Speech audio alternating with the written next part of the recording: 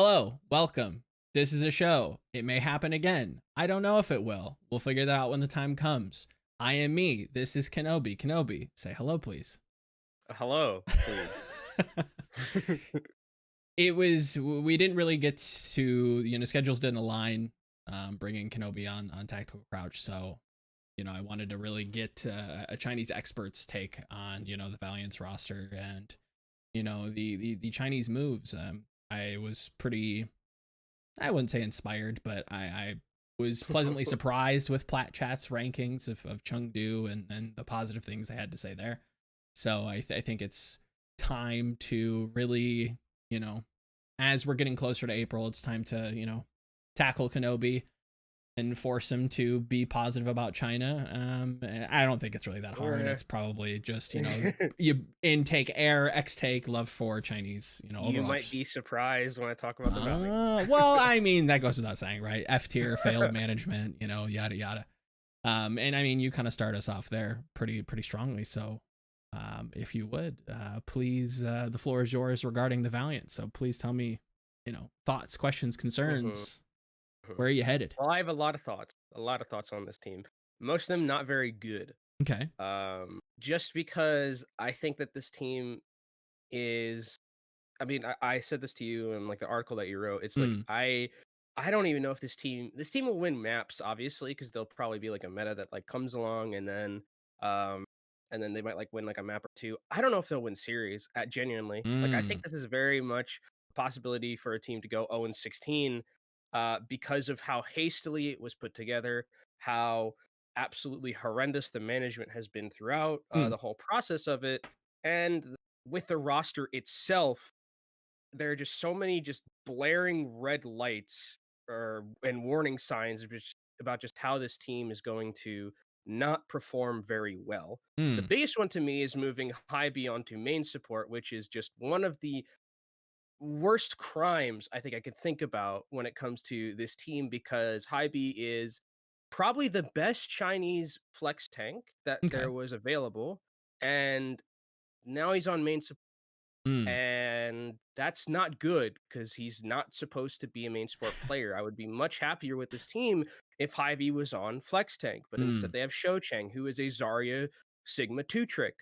Can't play anything else. If the meta ever calls for Diva, which it looks like it's going to call for, they're screwed. They can't play Diva. They're not going to be able to play Diva. It's actually just not worth it for them. So, Mm. yeah, this team, I'm venting here, but this team just, the problem that I have with it is that it's going to if it performs as badly as I think it's going to perform, it's going to put Chinese Overwatch back a couple of steps Mm. with all the good that they did last year with like Chengdu and Guangzhou being okay, Eileen having good performances, Team CC winning basically everything under the sun in the Asian region Mhm. and making, it look like, China's actually pretty legit. And then now we're going to have this team of LA Valiant come in and they're going to be like the laughing stock of the league, which is what I expect them to be. And then all of that good work is gets undone. 100%. I think there's a lot there that I definitely want to unpack. When it Mhm. comes to setting Chinese Overwatch back, do you feel like that was the vibe or maybe the narrative that spawned from Shanghai's like 0-42 run? Is that what you're hoping to kind of quit perpetuating? Is that Chinese Overwatch is just less than, it's not as good? Is Valiant just another kind of road marker on that you kind of just want to steer away from, or do you really think that this is going to kind of take us back to really kind of drill down the skill of Chinese Overwatch when you have teams like Chengdu that are fully Chinese that do have talented players on there? So where kind of expand on what you mean by taking us backwards in time. Well, I think people are always going to see the darker side than the lighter side. I think it's here, like in Hmm. terms of like when you look at Shanghai, most of that Shanghai roster during the 0-42, like they had like some Chinese players at the start, but they started going back to like the Korean players like throughout I believe like stage 2 or 3 of season 1, where they stopped playing Chinese players that often. And so I think just that kind of already put the pin in. It's like, well, there's not, Chinese talent isn't really at the greatest point because all of the Chinese players that were on this team basically don't exist anymore. Sure. And there wasn't another Chinese team at the time. Then the season 2 comes along, you get like the 3 expansion teams in China, which means there's going to be more Chinese. So I think when I think about taking a step backwards, like Team CC and I think Chinese players last year did such a good job of like showing the community and showing the world that like Chinese Overwatch is actually pretty darn good if it's in the right position. Like Team CC through the entire year were just a dominant force. They slapped every Korean team in Gauntlet. Like I think they never lost more than 2 maps to a Korean team during, Mm, and they beat everyone in their way.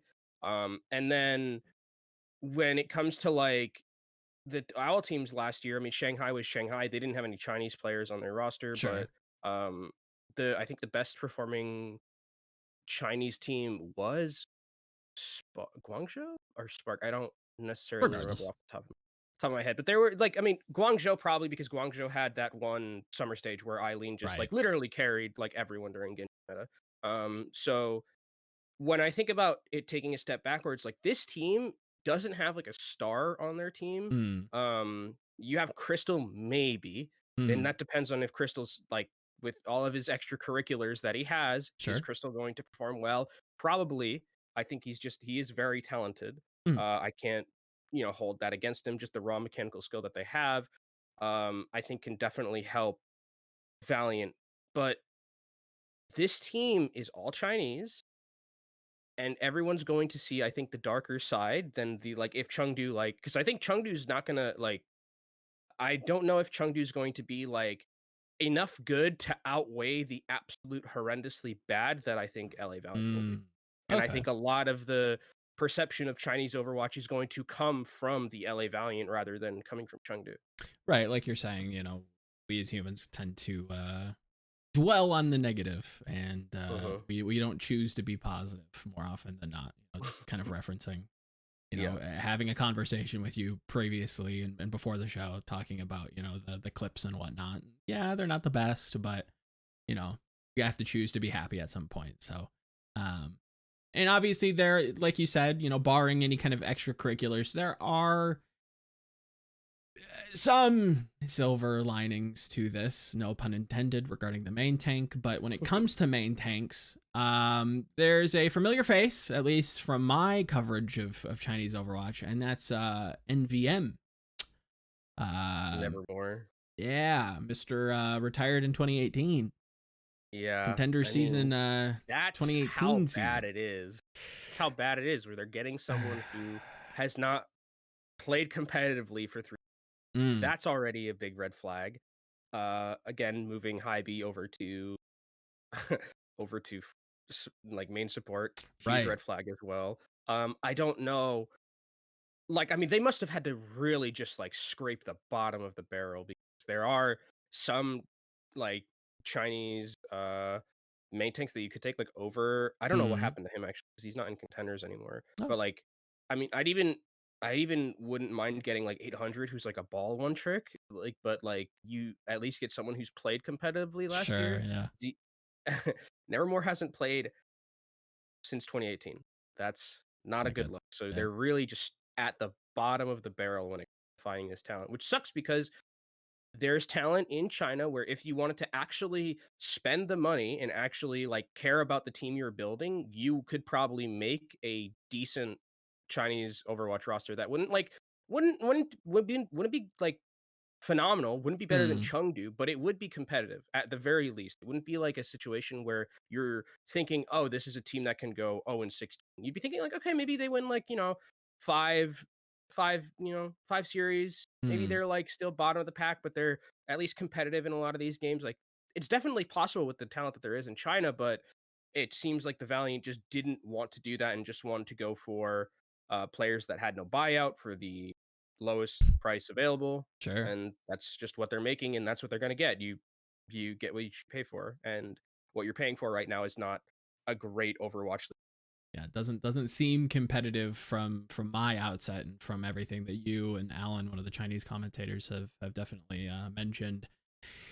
It's not good. It is not great. Obviously, a name like Shou Chang kind of jumps off the page, dating back Mm. to me being on the desk when it came back to, I want to say, season 2 in 2018, or maybe even season 3. I think it was season 3 because that was Goats, but not a name that I'm excited to see. But I know that times have changed, and I'm hopefully waiting to hear some praise. So where's Shou Cheng in his career these days? I know that the Goats meta was very polarizing, and people may have had some Yeah. misreads on how to do things, but where's Shou Cheng these days? What can we expect from Uh, the Valiant and Shou Cheng? so he did play. He did play.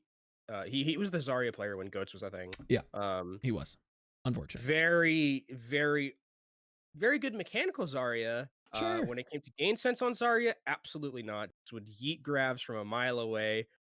Always into defense matrix, but then somehow it was weird. They'd like carry the fights after. So Zarya's good. The Sigma last year was also pretty decent. Okay.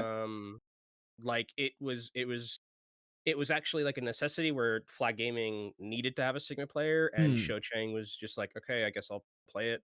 And it ended up working out pretty well. That's it. They can't play Diva. It's just not happening. That's it. There is All right. no Very good. like when I was watching Shou Chang play Diva, it's just like it's not possible. It just you're it's just not gonna work. See, when you keep So talking about Diva and their lack of Diva, obviously Hybe can play Diva, yeah. correct?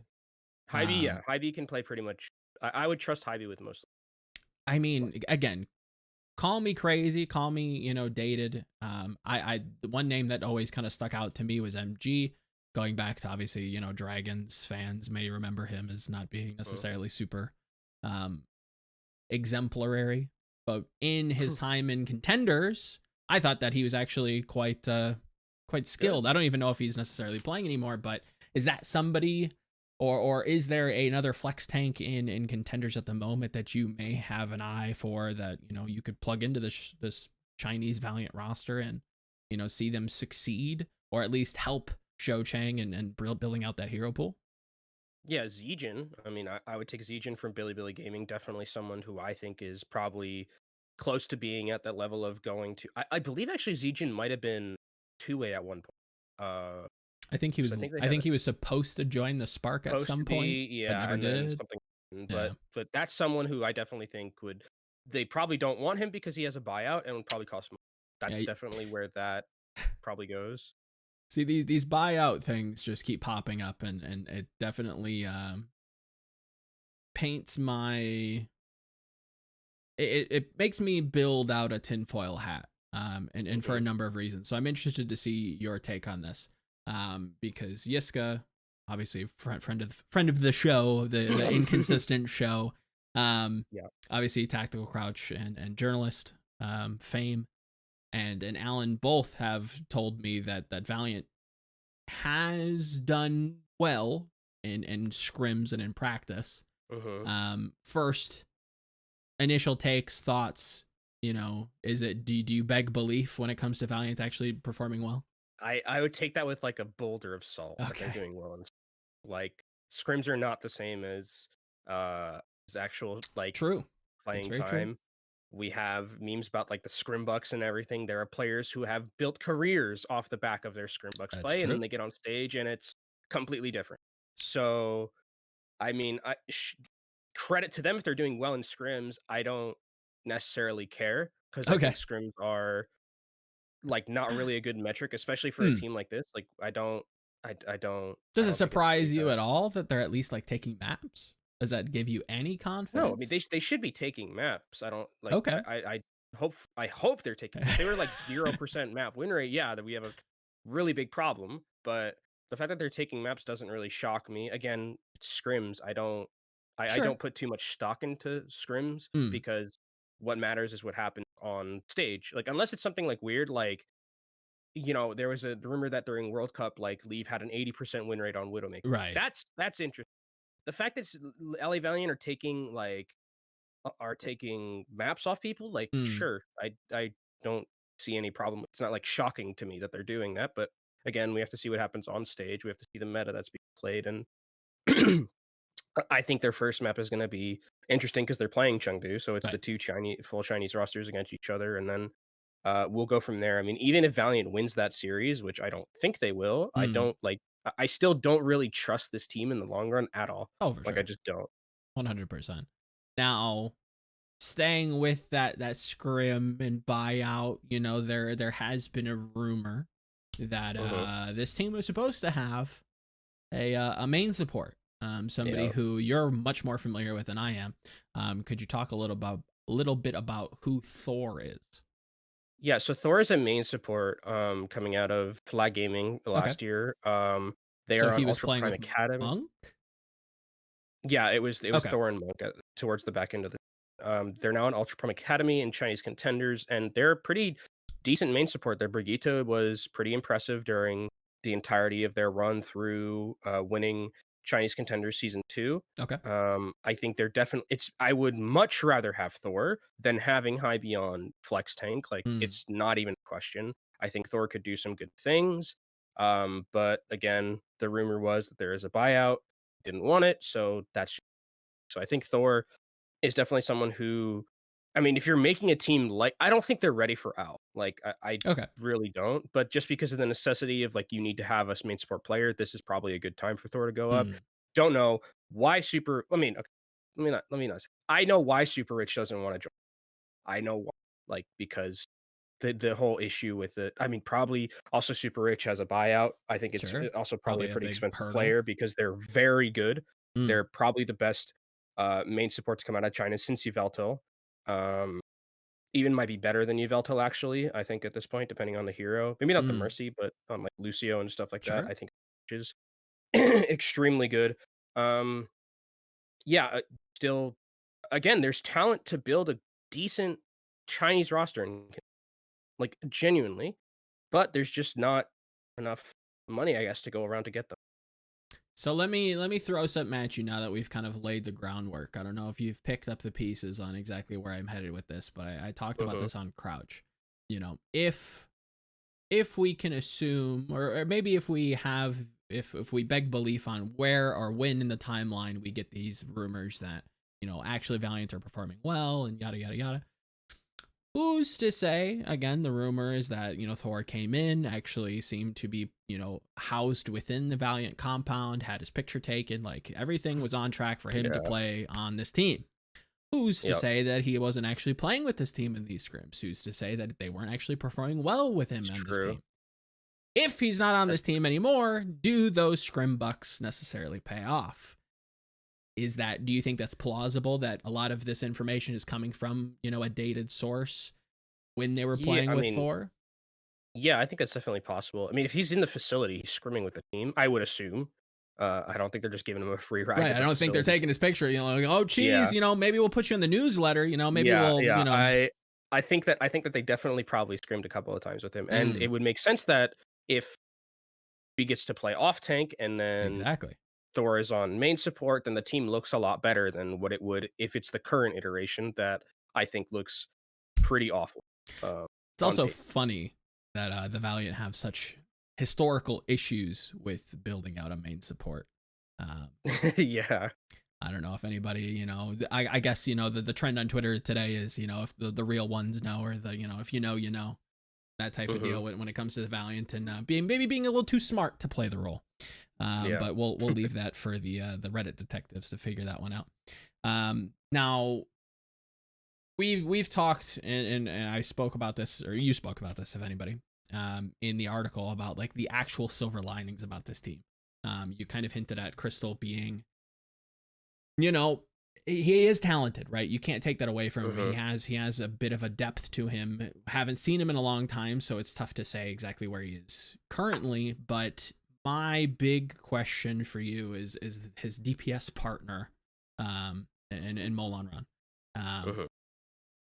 I remember him very differently, or at least I would hope, to where he is today. So what I remember is being a good projectile DPS with a painfully obtuse Sombra is who today, Kenobi? Who is Molon Ron for the Los Angeles Valiant? And please don't tell me he cannot play Sombra.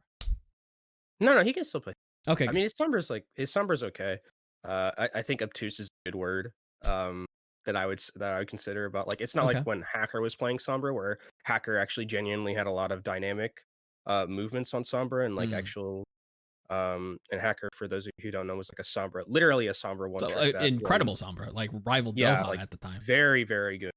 Um uh and so Molinran is not that. Okay. Molinran is definitely just a very I mean, if you put him on Pharah, think that's good. Molinran's Pharah is very good. Still has the good movement from back when he was in 2018 when you were on the desk. Hmm.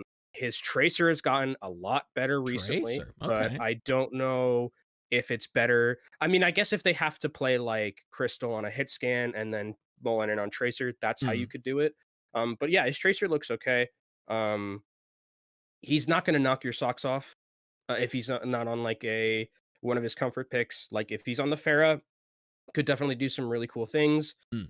Maybe probably a decent Echo player as well, but I think overall he's just a he if I would if this wasn't like a situation where Valiant were like in the position they're in and I was like, okay, who do you think from Owl could or who do you think from Contenders China could go to Owl? I'd be like, Moinran could go for minimum contract as a sub. I think he's fine. I think if you need like another Chinese DPS player to Sure. get in there, just pick Molinran. I think he's fine. He'll be good for the team. Uh, that's who I would pick. Need Mm. someone, which is apparently what Valiant. When they Apparently, needed someone, they got Valiant, flash the bat and there you signal. Mulan yeah. Ron, comes in. It's Mhm. actually surprising. I don't remember who it was. Oh, actually, I think it was LS. In an interview recently, talked about how the player age versus the age within an esports actually quite different. And Crystal, while being young, is probably one of the oldest Chinese players still in existence. Yeah. So, yeah, just Mulan Ron is uh I mean, Molinran's up there too. Molinran's dated beyond belief. Crystal, I pretty mean old. both of them, yeah. But Molan Yeah, Ron, they're both. I remember listening to Jet Set Jamerson and Hexagrams back in the day, and I think Uber was casting. I want to say it was APAC Well, I mean, they Premiere. played together. Crystal Yeah, and they played on Molinran played T1W, together. but Yeah, they were on T1W. just They were on Miracle Team One. yes, that's the one before T1W. But speaking of T1W, the one winner, um, Hmm. they took a lot of the or Valiant that is took a lot of the coaching staff and kind of imported it to this Hmm. this amalgamation of a roster. Um, Yeah. you mentioned comfort picks. Do you expect this team to kind of rely on some comfort picks to try and get Yeah. some wins? Do you expect them to maybe sneak in with some powerful blows when it comes to the hero pools? If you had to kind of construct, in your mind palace of time and Doctor Strangery, construct me that one composition out of 14 Mhm. million, that they can actually succeed with. Right. Is this a ball comp? Is this Uh, Doomfist? Where do you kind of sit with it? well, the thing about T1W is that they are at least the players or the coaching staff, they're very stubborn. Stupidly Ah, stubborn, I I think, do remember actually. this. They I do remember this. like last year when Doomfist was not meta at all, like Mm, was actually just not meta. They had this Doomfist player called Micha who I'm not surprised isn't in RL right now.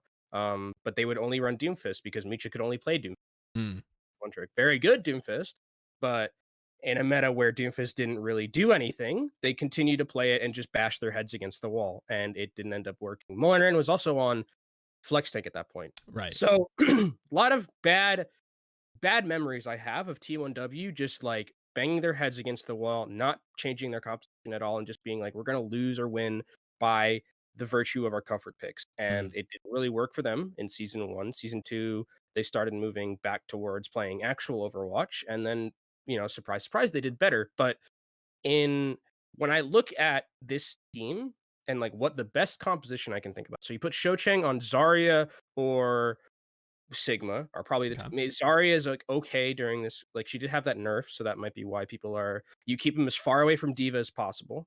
Um, and then Silver 3, I think you can probably play Ball, you can probably play Winston. Ryan's okay, like, he's Okay. just I think he's pretty flexible, but he's not Just going to milk toasty, just kind play of anything that's gonna yeah, he's not gonna be great. okay. Um then let's see, on main support, I really don't know. I genuinely have no idea. You can put Hybe being on main support is just dumb, so I'm not even gonna bother. No comment. Very Uh, good. no comment. Yeah, yeah. Flex support, Ouya, you put him on like Ana or Zen. I think that's Okay. probably the best places that they can go. DPS, Molan Ren, give him Pharah, and Hmm. then Crystal give him like Ash or Pre or Okay. Widow, like a hit scan. So it's And like a then that's weird it. double bubble, like Yeah, like a just weird not double bubble. normal, but Double bubble might like be okay for them. Like mm, it might be okay. something that they play. Except Interesting. Hybe's gonna be on main support. Right. That's And that's where it always just falls apart. It's yeah. putting Kuki on main It's like support again. I can theory craft like all I want about this team, like, "Oh, I wonder Sure, what they're of gonna course. play." And then I see that Hybe has to play main support, and I'm like, "Okay, I don't know what's happening in scrims, but this just looks wrong, Mm. and I can't really judge it until I see it for myself."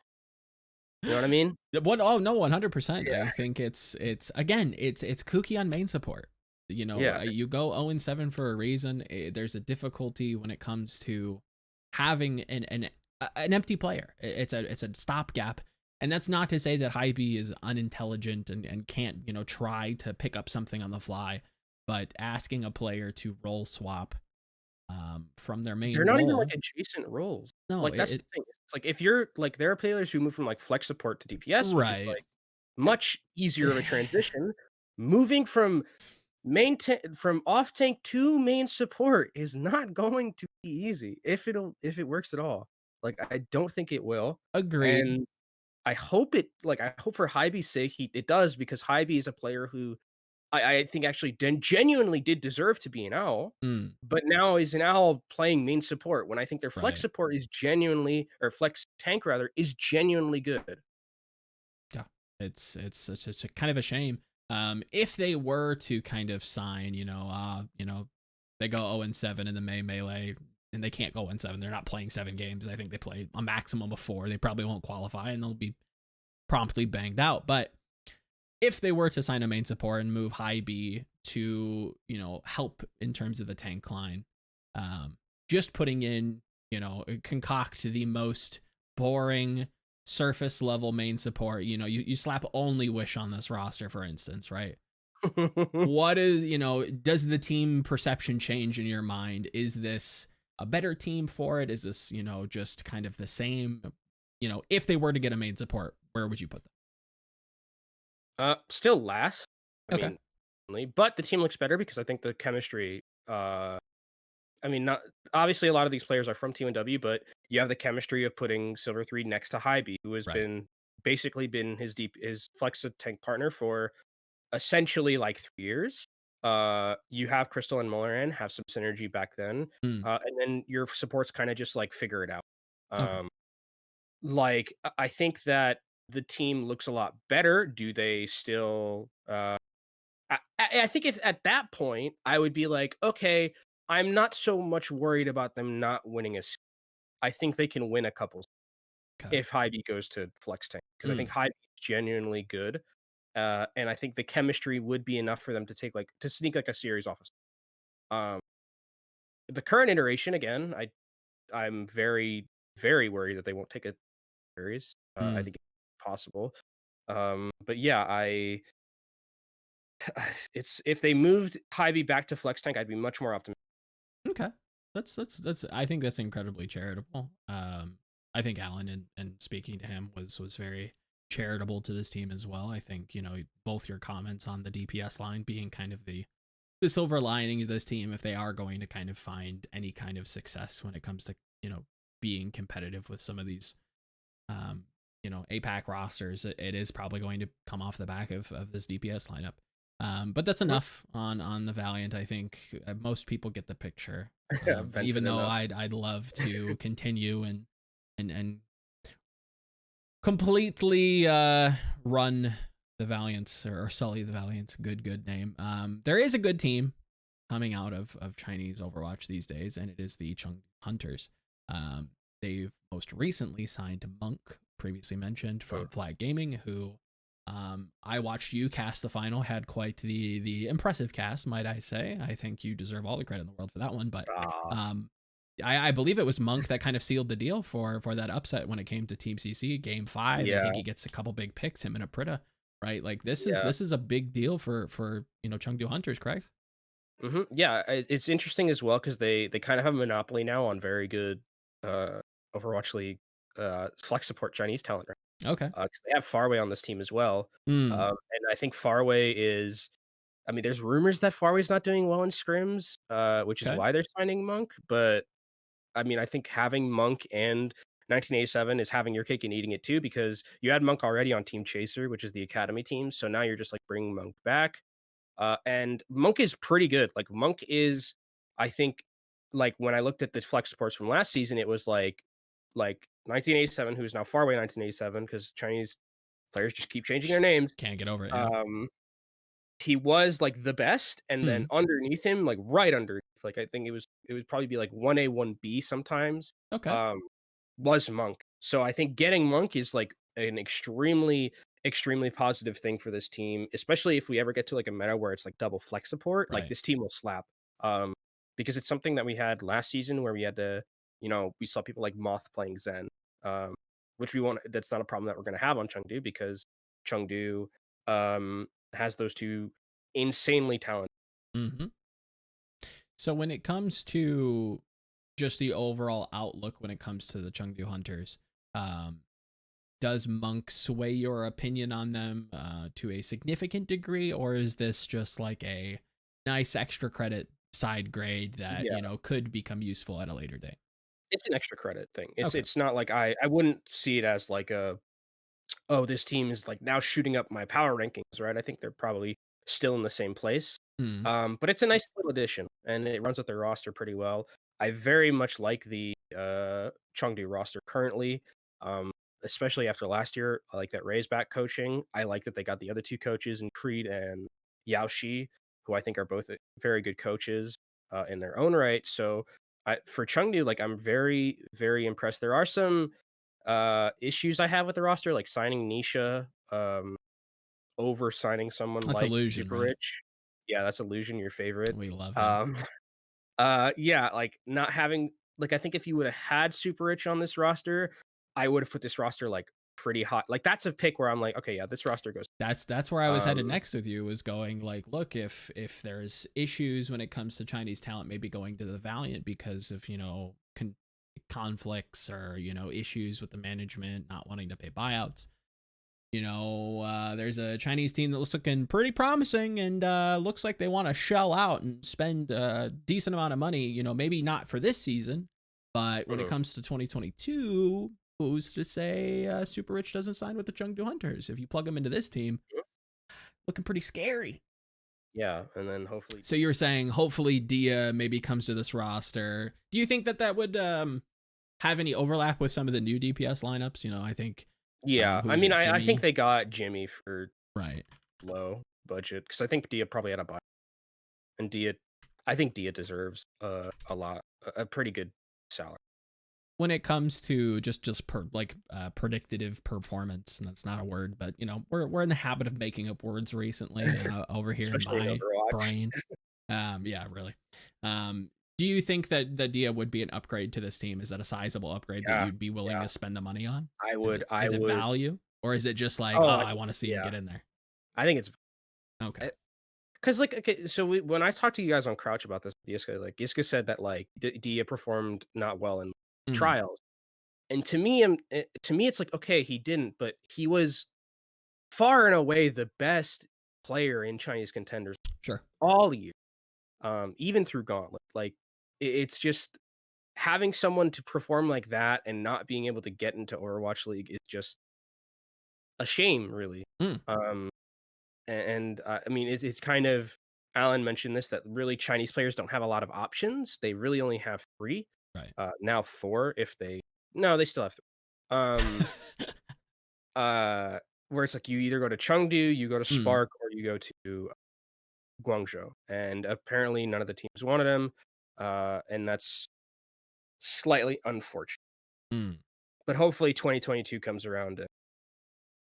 See, I mean, that's actually an interesting point, and I hate to consistently come back to the Valiant, but you know, is there a world again? Doctor Strange, please bestow us your infinite Chinese wisdom. Is there a world where you think the Valiant can become a fourth viable option? Is this just like a seeding year? They have to kind of get their legs under them. It's a unfortunate timing of when they had to drop the roster and versus the actual position of where we were in the off season. Is there a world where you think that the Valiant can become a decent team?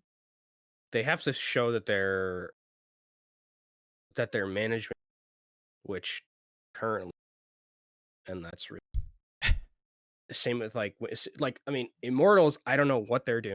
Mm, That has to all be figured out. Is this team going to be just like full relocation where this team go? Because I mean, they're the Los Angeles Valiant. sure.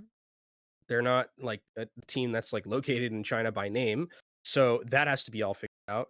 Something has to be figured out with the team in terms of their management, their branding, and also once that gets fixed, maybe this team can be like a fourth option for a Chinese player. But as of right now, I mean, I wouldn't if I'm D or super rich or No Hill, who's the coach of Team CC. I don't blame them for not going.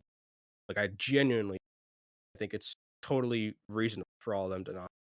I mean, if they backed out the Brinks truck, right? They're throwing, money bags. I don't even remember I think his name was Moneybags. I don't remember his first name from Spyro the Dragon. And they're just, Mr. Moneybags, yeah, breaking out all the gems, all the yeah. dragon eggs to be able to sign some of these, talent that was left on the shelf when it comes to China. Is that the kind of work that needs to be put into this franchise to become a viable option? I mean, I don't know because you can throw money at players and sure it'll help, but the if the foundation is still poor, it's not gonna. You're just building on quicksand. True. It's it's not going money will not solve this. Mm, I think how I would how I would say it. You need to figure out what the deal is with the org who's running it. Like how is Valiant going to be playing like a Chinese team? Like what's going on with all that? That all has to be figured out, and then you can start putting some money into it. Because I think even if you put Dia and Surge on this roster, I don't necessarily think that this team still isn't last place in APAC. mm. That's fair. I mean, I guess I would warn against, saying or having a broad stroke that this is just not a money problem. I think it's more of just, or maybe, a question to you. Is this more of just a resource allocation issue where they actually need to kind of build out the proper management? It can't Yeah, just be yeah. an operating partner with a. Yeah, it can't just be thrown together last minute, which is what Exactly. money. I mean, obviously, obviously, money fixes a lot of situations, Right. but I think it just needs to be a little bit. There are more layers Mm, that's fair. to That's money. fair. So obviously, Contenders China is Mhm. underway, and it has been a long time, a very long time since I climbed that mountain, and I come to you, oh hermit in the mountains. I took your spot. Please, please, defer your wisdom again upon me when it comes to some of these teams that are surprising. When I look at BLG, academy team to the Hangzhou Spark, I see Pineapple, who um I was You were high very on. I Yeah. was high on, but I'm trying to walk around a very peculiar story that I'm gonna try to get out of you. When we first kind of saw Pineapple, and we were like, what's this kid? He's kind of jerky. He has he's got some aim to him, but he's a little good, like almost too good. Yeah. Do you remember kind of first looking at Pineapple It and was in your first thoughts? trials. It Yeah. was in trials when we first saw him, and we're like, okay, yeah, Pineapple's got some schmoves. He's got the aim, definitely in a lot of these scenarios. And I think that when I look at Pineapple, Mm, I think he is the next Dia-esque star coming out of okay. Chinese. He's a hit scan prodigy, Mm, very, very, uh, and I would expect him definitely be owl level by the time this season's over. I think he's 16, 17 now. oh, so he's another Know. shy. I don't know if he's evade. That's the one. Okay. Definitely not this year. For sure, he's not.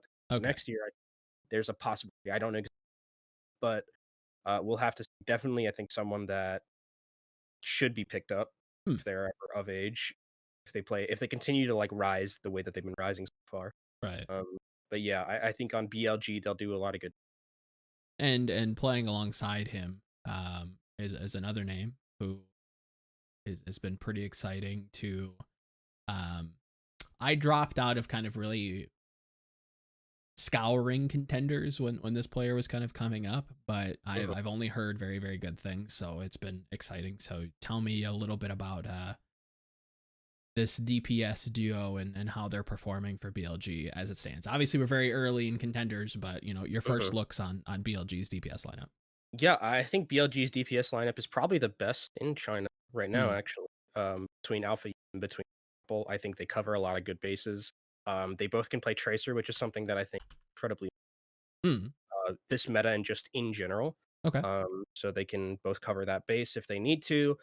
And the it when I've watched BLG, the game that I watched of them so far, it felt like the DPS duo is very much the thing that is going to push this team forward, and if it is somehow hampered in any way, they lose. It's a very, very heavily reliant on. And Hmm. they also have another player called Irony, who I think is also um, pretty good Okay. on the flex support role. Um, so I think that this team, for BLG at least, they rely heavily on the DPS. And if the DPS does not pop off like we've seen them pop off or like we know they're capable of, the team falters a pretty significant. I don't think they have wins coming from anywhere else. Mm.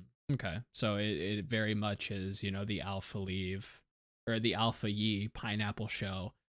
With, do you expect, our old pal Winter, aka October 2nd, October 02, again, Dude, they we need to can't really settle just on stop. name. It's just like every single time I feel like they're just like, what if I just changed my name? What if I What if? changed it? What if I changed it again? Wasn't there What like if I changed it again? I mean, maybe you'd know. I think you follow League a little bit closer. Was there a league like a Chinese League of Legends mid laner that constantly changed their name? I don't know. Okay, fair enough. Whatever. Regardless, BLG looks promising. I think regardless of how many times they, maybe there's an award in China that however many name changes you go Chokers. through. Well, come Oh god, that on, too. That too. come BLG on. BLG notoriously chokes. They're very, very much a team that is I mean, is this in not like a team that looks to kind of lead the Chinese pack at the moment? Like, is this not a team that? now I think it's them or Team Chase Okay. that I think One the team pack that but you both publicly and privately have been slightly bullish on has been First Fabulous Fighters. If memory serves me, not the most exciting team in the history of Chinese contenders, but what really kind of sells you on this team right now? What's sexy they did about get FFF? they got bopped by Team Chaser, which I I haven't seen a mean, VOD yet. But like I mean, like I think I see them as like a dark horse where last year they came out of kind of nowhere and just ended up getting fourth, and I think they went oh, to Gauntlet. okay, cool, Um, interesting. I think they were in Gauntlet, or yeah, they did go to Gauntlet. Hmm. And I think they can definitely do something similar here where they can like squeak into like the playoffs and something, and maybe a meta comes their way that's favorable to them, and it ends up working out really well for them. I think just the fact that like this team has like so many different comms, like there's an Australian player, there's Korean players, there's Chinese players, and somehow they make it work, and they're all very coordinated. Like that was the thing that impressed me the most was like Mm, the coordination of the dives between Dank and the DPS, dank. knowing that Dank is like Australian and DPS. I believe the DPS there's one Chinese DPS and one Korean DPS. So there's three different nationalities in this one dive, and it ends up working out really well. So Mm, I think the coordination is something that I'm incredibly impressed about with team, specifically also because they have all of these differentiating nationalities, and I think definitely make not saying they'll win everything, sure.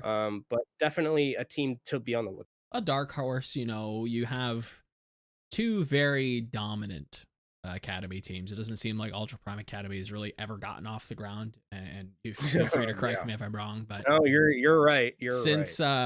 Since the days of Nero playing on this team, I've been shoved VODs in front of my eyes, Clockwork Orange style. It was Mhm. not great. Let's say It was not great. not fantastic. I think they jumped the shark when they got rid of their old. I think it was Rise was the flex support that was really big, and was exciting to kind of see the prospect of him moving up one day. But I think he retired and now I think pursued a career in League of Legends, which that'll be a fun story to kind of walk down. I'd have to go and see if he's actually popped up or not. But when it comes to Chinese Overwatch, with a kind of cursory look at the season of Contenders, as we kind of close out this little segment, there's more to this that I think I want to pick your brain on. Plus, gotta get into more of the personality of Kenobi and dive into this, but had to strike while the iron was hot when it came to Chengdu and Valiant and whatnot. But regarding Contenders, is the future bright for Chinese Overwatch? Is this a region that can continue to be competitive, can continue to feed in to the 3, maybe 4 possible options for this region when it comes to Overwatch League talent, and just a general feeling gauge of the early Contenders look this year? Yeah, it's always interesting because last season we went through kind of like an exodus, and we do this basically every year with China. Is like we go through an exodus where there's like all the best players leave and go to OWL. Like year 1 when we were there, all of LFZ left. Most of like the LGD players also left. And then the next year, like Shy, Coldest, Mika, all those players ended up going into OWL. This year, basically all of Team CC left. And we're kind of like starting again where it's like, okay, who's the next like player that spring out of nowhere from like solo queue and Sure. and be that next like Dia level player or Eileen level player. I think DPS and flex support are always going to be roles in China that are very, very good. DPS specifically, I think, is always going to be, you're always going to be able to get like 1 or 2 players Okay. into OWL that are DPS players. Tank line, very much a It's been different historically situation. The yeah. tank line has always been like, I mean, we've had Gushua, and then like besides that, not much. Silver 3. Ameng as well. No. I mean, you got Gaga too. Come on. You got oh yeah, you got Gaga. I mean, but that you have 2 decent main tanks out of an entire. Yeah, you have to be fair. 3 decent main tanks between Ameng, Gaga, and Gusha. Flex tank has always been like a very big issue, and now like our best flex tank is moving to main support. So, it's the tank line struggles. Main support is also a role that's kind of like iffy, but I think flex support and DPS, you can basically guarantee that you're always going to have some out of China, and we just have to uncover them. Like we kind of uncovered Pineapple, who was just kind of there. Aprit is also someone who just came out of nowhere and was just like a tracer god. So we have those players that have the ability to get to OWL, and I think it's just about finding. That's the journey we always take through China at the start of the season. Is we gotta uncover these players that are ready to go to OWL. Little diamonds in the rough that Monk Kenobi will shine and polish. There's a lot less rough now because we have 8 teams, 12. So I don't have to true. That's also true. I do remember some fond memories of dealing with Laboratory and Zoo Gaming or whatever. Yeah, there you go. Zenith of Optimism. Oh yeah, there you go. Yep. That's a good one. But we're gonna cap this episode of the show off here. Thank you for coming on. And if anybody wants to pick Kenobi's brain, and I think more people should be picking his brain when it comes to Chinese Overwatch, there's his Twitter link. I think it's that way. Please contact him and get in his brain. He's got a lot of things to say and some good thoughts when it comes to Chinese Overwatch. So we're gonna cap it here. I will at gunpoint bring him back to talk more on his early esports days and maybe some goals and interview him further. So for delve further whenever we do this next, see you next time.